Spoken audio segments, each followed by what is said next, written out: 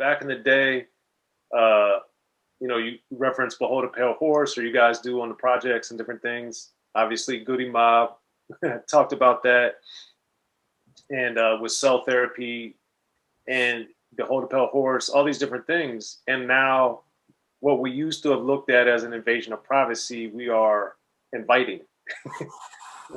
Come take it. Like, I think it's unfortunate. It's a double-edged sword because every child wants to be seen. Every child wants you to look at their picture. As we grow older, we have to admit to ourselves that the normalcy is boring. You want to be able to be seen and respected and adored by people. And we see it in social media, and a lot of it just looks disgusting. A lot of people want to find themselves apologizing for stuff. And then it's another part where we are exposed to things that's been hidden for so long that we're like, wow. Right? So we got to appreciate it. It's a double-edged sword. It slices very, very thin. But I appreciate the knowing aspect. And, it's certain things that's still being exposed to this day that we probably heard about a little bit. And then when it comes back, it's like, wow, I never really put that together because it went by like that. We just watched it on channel 13 or something, Right. So now we have the opportunity to kind of like dig into these stories. Like, for example, Judas and the Black Messiah. Like, that's old. That happened in what, the 60s, 68, 60 something, 67, 68. I just watched it. Right? It's a powerful movie. It's super powerful, man. And One Night in Miami. I haven't seen that one yet, but I know of it. Super powerful, man. To think that it's a story of these four powerful individuals in one room for one night. Like, that's mind-blowing, right? The only thing that, for me, on a personal level, I equate that to is boot camp Clik in the room together. Like, to everybody else, we're like the Clik. To us, we just dudes from the hood. To us, smoke the reefer, eating chips and chicken, pizza, cold pizza after the show. Like, we super regular. You know what I mean? But when you look at these four powerful individuals, like, these are, I'm talking about in life, in forever life, on every timeline, powerful, but they are friends, they're comrades. Like that, I think that's an amazing story. And I think, it's, for me, it's inspirational. Like Sean Price said something in the rap. He said, with rap, you could tell such amazing tales, right? Prior to that, he was saying a bunch of whatever, right? And he was saying some BS that probably didn't mean anything. And then at the end of that, he said, with rap, you could tell such amazing tales. So that was his, like, almost like a disclaimer going, yo, none of that shit I just said was anything. But that last line meant the most, right? You able to create, but don't shit on your greatness. Right. You gotta let it breathe, man. You gotta let that breathe, man. You gotta let it breathe, man. You have to. And if you don't, someone else will come. Hopefully not. But 9 times out of 10, somebody will come and own your stuff. And your family gonna be like, well, it didn't go like that. Well, nobody cared. Nobody cared enough to keep it, to keep it where it needed to be kept. And then somebody came and saw the importance that you couldn't see and bought your little stuff, and they own it. And now they charging people amazing figures to utilize it in documentaries. And it's like they was there in the studio. They know the family, but you don't. They just, that's what you call the culture vultures. Right. That's what people talk about, culture vultures. Like, they, these, whoever these people are, but they smart, man. They smart because they see the value in it. Like, you have to, all the creators have to see the value in what they're creating, and not to be, how do you say, not to be this egotistical asshole. Like creating is humble.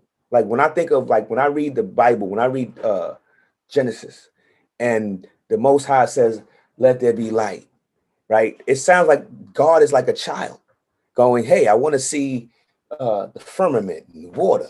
Oh, I like that. Let me make some more stuff." Like that's what kids do. Let me get that purple crayon. Let me. Oh, I like that. That's the clouds is gonna be blue. The water is gonna be. You know what I'm saying? It's like to create has to be a humbling experience because I think this is my opinion. When you're creating, it's coming from a place that's not restricted. It's unrestricted, and you have to be in a certain zone to even go there yourself. Because everyday people don't create shit. They Right. just go to work. They just like this. Like that's what they do. That's it all day long. Go home, watch TV, blah, blah, blah. They don't even think about making nothing. Damn, they don't even make no food. You know what I'm saying? So any aspect of creating, any aspect is gonna it's a journey into yourself, finding something and bringing it back to the surface. That's crazy right there, bro. Yeah. And the ones that are really skillful at it, like you can tell, you look at them, they look heavenly. They look like, wow, these guys are wow. Okay, wow. I Well, understand. on a full circle moment with the Soundboy Burial, I always loved the Schoolie D P.S.K reference with the, Oh gosh. and that to me was one of those moments where it's like if you know, you know, but most people are not going to get that or piece that together like that. Right. Now, Uh, some lessons ain't gonna be blatant, but those is for the diehards. Because we need to know we got the card to come in this room. We good? We straight? All right, cool. Thumbs up emoji con. Let's go. Other than that, it's like, yeah, nah, I don't know. I don't know them too. Whoever that's behind me, I don't really know them. If they don't, everybody want to come in and see what's going on. They hear the boom, boom, boom, boom, boom, boom. But that's not, some information is that's for the populace. Other stuff is kind of like for the enlightened ones. Where the hip hop illuminated ones. yeah, I love Schoolie D. So anytime I catch those references, Oh I'll man, remember them for almost forever. Movie is the best. Just salute my people out of PA. You know what I'm saying? That's Absolutely. top notch right there to Absolutely. this day. Why we still love those songs, man? Why would you put that on right now? P.S.K was making that thing. People always saying, "Well, you put that on right now, everybody gonna be head knocking." It's because Everybody. we Why is that still hot, man? it's because it's incredible and it was different. But that's back to your point of being distinctive and creating something. Schoolie did something with PSK and Gucci Time and all his early stuff that was not like what was being done. And he did it himself. You know, he produced the beat, he did the drum programming, he did everything except the scratches. You know, he Right. drew, remember he drew his album covers. Drew his album cover, right? It looked crazy, but it was dope. We loved it. We wasn't like, what is this artwork? What is this? What is this crap? Like everything that was given to us was a gift. He went into his place and brought that and shared that with us, and we love that. Like unadulterated, man. Like I think about that the same way I think about like a Stevie Wonder, you know. And Stevie is so um into his stuff, like all hands on. He's playing the instruments, he's writing, he's singing, he's pretty much like driving the car. It's like when Eddie Murphy said, "You want to press me? Drive the car, mother." Like he's driving the car, bro. He is, and everything that he touched literally turns to gold, if not diamonds. And you thinking like, wow, I have the same power as Stevie Wonder. I can't play all those instruments. I got sight. I can't play those instruments, not physically, not right now. If I with application, perhaps. But watching just watching the ability of those that create and go, yo, watch what I do with this joint. Watch how people go simultaneously, Bucktown, like that blows my mind. especially if you're someplace where they don't even speak the language that you speak. So the frequencies that you are on, you have to honor that. You got to be like, wow, this is powerful stuff, man. You know? Very, very. Um, and that's what. P.S.K. we're making that dream. People always say, what the hell now? Peace for the people who can't understand how one homeboy became a man. As for the way I scream and shout, one by one, I'm not gonna. Boy, yes, 100%. When you heard that as a kid, you was like, oh man, wow. Plus, the tempo of the beat was just so different too. It was just, yeah, Boom, boom. Yo, come on, man. It's dangerous. That was the hip hop at that time was just dangerous, man. Salute to all the pioneers too, man. Big up the Grandmaster Cass, man, Melly Mel. You know what I mean? For the message too, while we on that. You know, absolutely. word up. Yeah. So with The Shining and early on in the game, I wanted to get with Heads Ain't Ready, getting on the New Jersey Drive soundtrack. Oh man. That one, I was just shocked there were two volumes of a soundtrack, which I wasn't familiar with. but then, Yeah. but then Yeah. I was very impressed or surprised because not only were Black Moon and Smith and Wesson at the time totally on a small independent label, and you guys were the soundtracks on Tommy Boy with all these gold, platinum, major label artists. So for Yeah. you getting on that soundtrack, what did that teach you, show you, or what did you learn about the business, the game, anything? It was a great opportunity. It was a lot of politics. I actually got a gold plaque for that. And like at the time, I was so anti-industry that I got a nickname. I was like, put my nickname on the plaque. Like I ain't even want Steele Smith. I ain't even want. I just like yo, my nickname me out. Put me out fleas on there. So it's like I learned a lot. That was definitely a big point in time for me personally. I don't know. Speak for myself. I don't know about my bros, but we at the time Drew High had a great relationship with one of his friends from Loud, Rob Stone from Loud, Arista, and we still basically do a lot of stuff together. And one hand washes the other. I think that people look out for each other.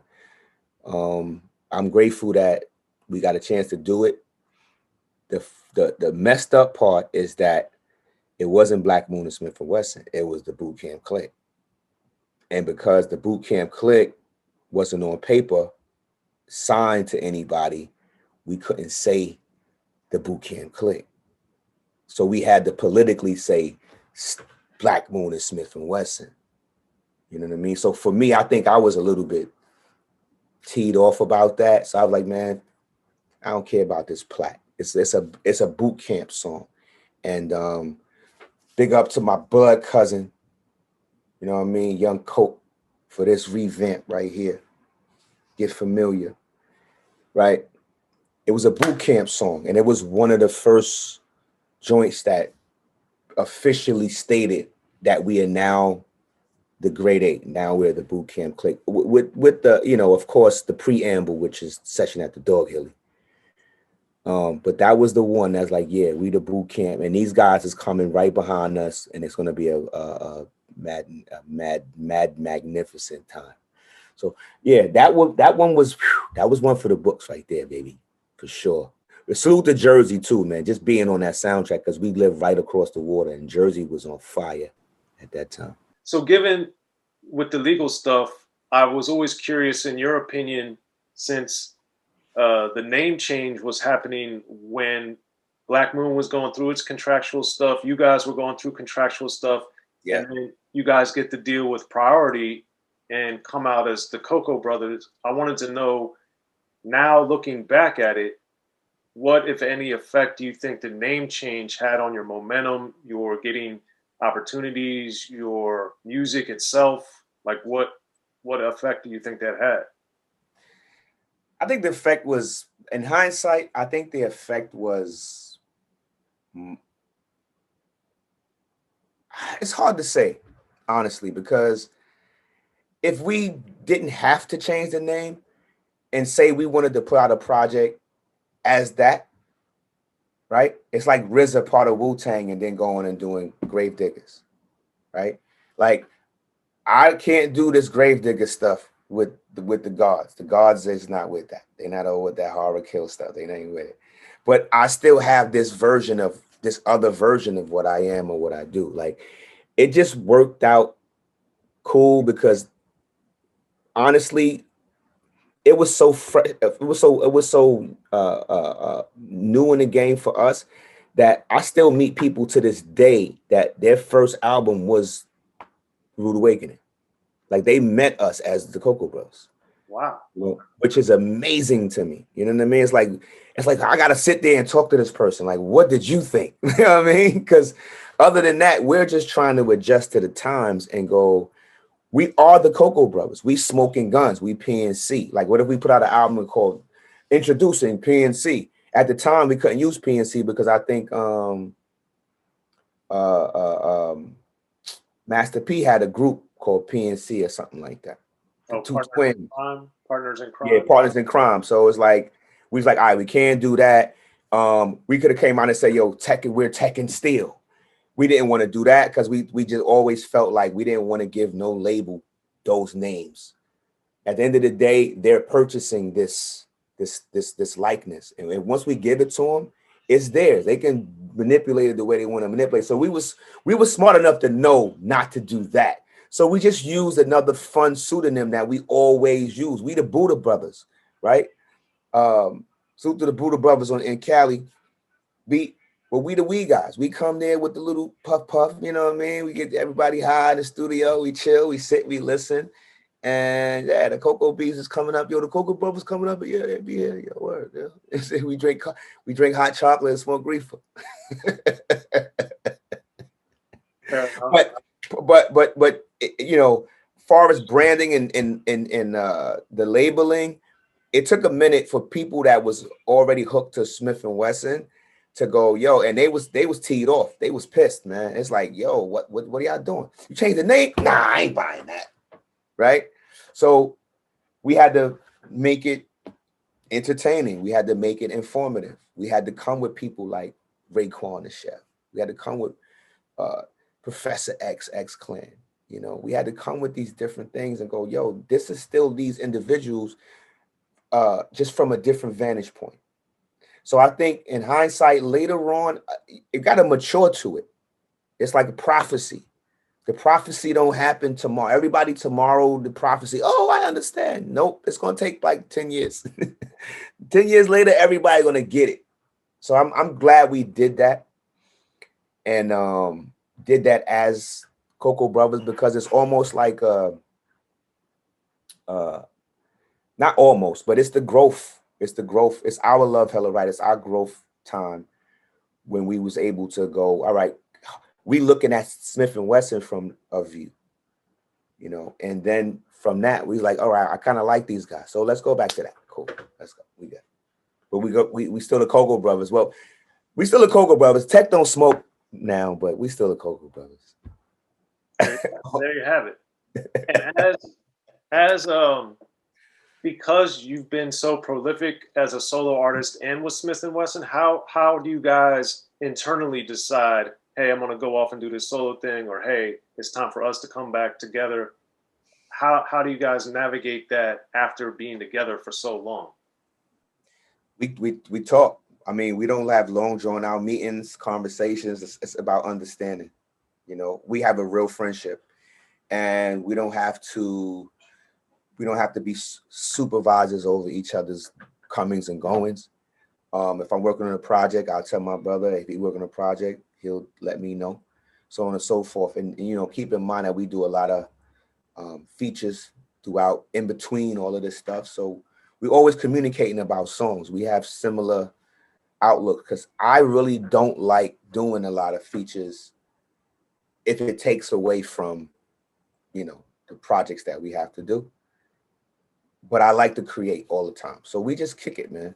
We just talk, you know, we just let it go. And I'm grateful for that union, because it's not no ego stuff. Like Tech is dropping an album in March. So you guys gonna have to get back on this thread and chop it up. His is gonna be it's gonna be crazy. It's gonna be like, it's another kind of official thing. It's not gonna be this, but it's gonna be explosive. Well, speaking of family, on the Building Bridges project you did a few years ago, the Essential song, I like that, where you're talking about, you know, families are dysfunctional, but we gotta, like, you know, things could be worse. We gotta work together. Yeah. So when did that really crystallize and you really understand that? I mean, it's a work in progress, bro. Like, I can't deny that I love my family, and I quit them like at least 2-3 times a month. You know, I'm like, I ain't messing with none of y'all. I love y'all. You know what I'm saying? It's like a crazy episode of South Park, you know.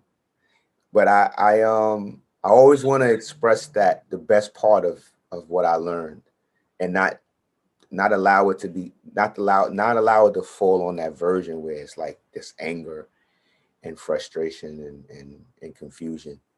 Like, it's love there. It's real genuine love. And I think that's important to highlight. Absolutely. Well, there it is. Well, General Steele, we appreciate you coming through, man, to Unique Access Entertainment. Mr. Baker, man, I appreciate you for the platform and the bill. People are going to eat this food. They're going to feel like this is holistic food right here. I like this, man. Salute to the camp. Salute to the family. Salute to all the listeners, all the people that's been supporting Boot Camp, Duck Down, Bucktown all these years, man. Reach out, teach out, spread your wings, plant a seed, let the flowers blossom. Let's keep it going.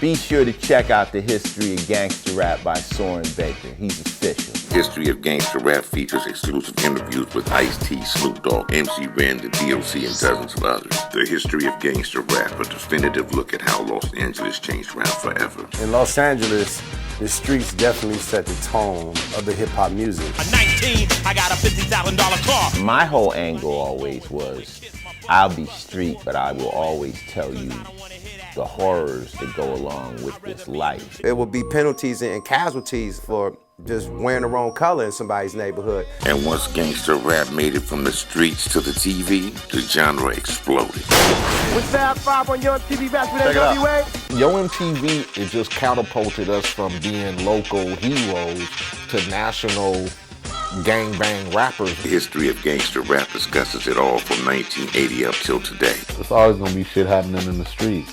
You know what I mean? So it's always gonna be something to talk about. The History of Gangster Rap in stores now.